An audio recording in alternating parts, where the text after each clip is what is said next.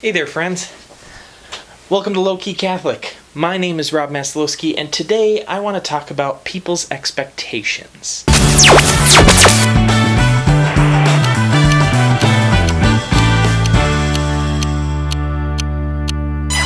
As some of you may know, I am a youth minister at a local Catholic church, and something that I think everyone in ministry learns fairly quickly is that parishioners at your church will share their opinions with you whether you ask them to or not.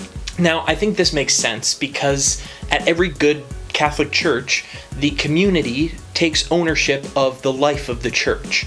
They financially support its ministries, they often have a sense of family with the community, and so they want to make sure that everything that the church offers is done well and helps people to grow closer to Christ. Most often, a community that wants to share its opinions is a good thing. It helps hold the parish staff accountable, it brings new ideas into the mix, and it ultimately creates a better and stronger church. However, sometimes it can be challenging when somebody expresses their opinion after you've dedicated so much time and energy to something only to feel like you've disappointed them. The reality of working with humans is that there are going to be times when we complain, and we have to get used to that. For example, many of you know that Easter is sort of the Super Bowl of the church. It's the one Sunday a year that the rest of the population decides to take part in what most of us are doing every Sunday.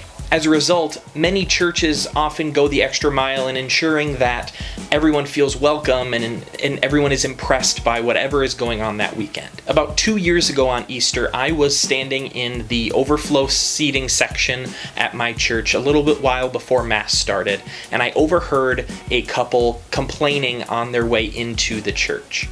And in my frustration after hearing them complain, I filmed the following clip. Sometimes working at a church, especially on weeks like this, can be incredibly aggravating just because people are so hypercritical of things that you're doing, and it drives me crazy. And it probably shouldn't, but just knowing, and it probably has something to do with knowing how much work is put into a week like this. But I just passed somebody coming into the church, and they were criticizing to the person they were walking with that we put out so many chairs in our gathering space to seat people for the 9 o'clock Mass, saying that they didn't understand why we do it just because we're not going to fill those chairs. And the thing is that we usually do. And so even if we don't this morning, we do it because, one, we're hopeful that people will join us, and two, because we've needed them in the past. So just a little bit of aggravation this morning, something that I have to get used to, or at least more used to, while working here at a church.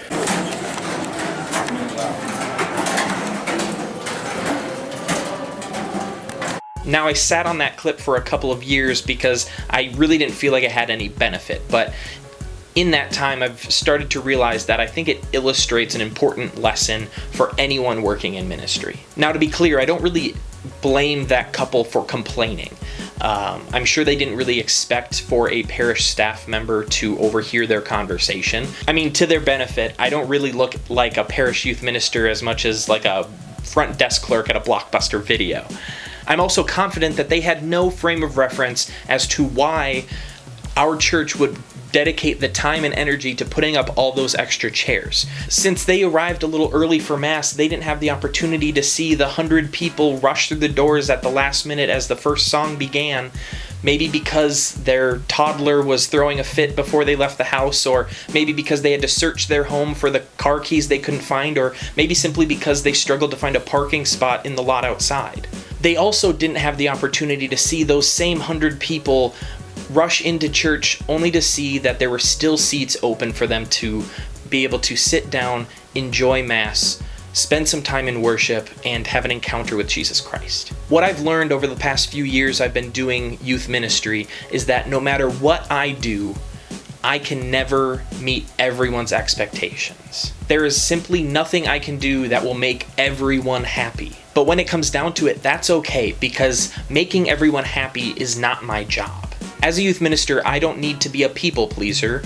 I simply need to be a God pleaser. For anyone doing ministry in any capacity, the simple responsibility that you have is to do what God is asking of you. Now, that doesn't mean we shouldn't take legitimate criticism seriously. It means that we shouldn't allow our ego to stand in the way of owning our faults and owning our failures, while also recognizing that we can only do our best. And sometimes our best isn't going to be good enough for everyone. Fortunately for all of us, we have a God who knows and loves us more than we know and love ourselves. And that God is much easier to please than most of the people around us. Thank you for joining me for this week's Ministry Minute. I hope you enjoyed it. Now go out there, be a saint, love your neighbor, and I will see you next time.